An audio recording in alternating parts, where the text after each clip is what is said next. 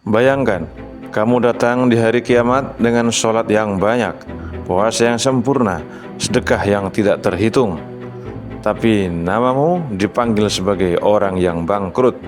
Semua amalmu hilang, bukan karena kurang ibadah, tapi karena lisanmu pernah melukai manusia. Sebelum lanjut, jangan lupa subscribe dan nyalakan loncengnya.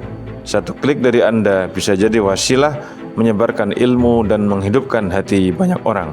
Semoga Allah memberkahi.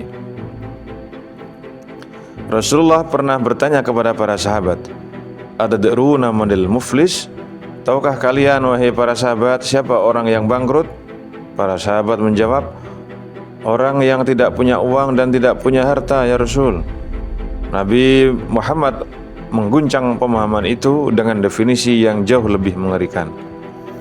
Beliau bersabda, bukan demikian, orang yang bangkrut dari umatku adalah yang datang pada hari kiamat membawa sholat, puasa, dan zakat. Amalnya banyak, ibadahnya ada, tetapi ia juga datang dengan membawa caratan mencaci orang, menuduh orang, memakan harta orang, memukul dan menumpahkan darah. Di mahkamah Allah, setiap orang yang pernah ia sakiti berdiri menuntut haknya.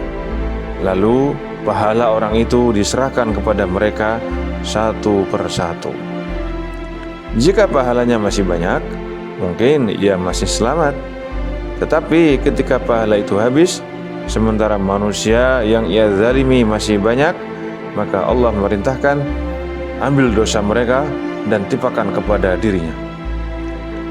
Inilah puncak kebangkrutan, masuk ke akhirat tanpa pahala, bahkan membawa dosa orang lain yang tidak pernah ia lakukan. Perhatikan ini, Nabi tidak menyebut ia bangkrut karena meninggalkan ibadah, tapi karena dosa antar sesama manusia, yaitu lisan yang menyakiti, status yang merendahkan orang, fitnah kecil yang dianggap candaan, ghibah yang kita sebut sebagai ya sharing saja misalnya, atau mengambil hak orang meski sedikit, menyakiti hati tanpa rasa bersalah. Semua itu memakan pahala seperti api membakar kapas. Bagaimana sih nanti di akhirat untuk keadilan? Di dunia, seseorang bisa saja sembunyi di balik nama baik, kedudukan, dan kepintaran. Tapi di akhirat, tidak ada yang tersembunyi. Setiap air mata orang yang pernah kita sakiti, setiap rasa malu yang pernah kita sebabkan, akan berdiri memohon keadilan kepada Allah. Dan Allah yang Maha Adil tidak akan menunda atau menolak satupun tuntutan itu. Jadi bagaimana agar kita selamat? Caranya, jaga lisan, jaga tulisan di media sosial, pulangkan hak orang jika pernah kita ambil, minta maaf sebelum terlambat.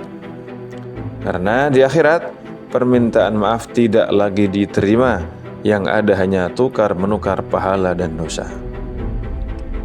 Jadi jika video ini menggugah hatimu, bantu sebarkan. Jadilah sebab orang lain terselamatkan dari keberangkutan akhirat. Klik, like, subscribe, dan bagikan. Semoga setiap amal yang lahir darinya kembali kepada kita sebagai pahala yang menyelamatkan.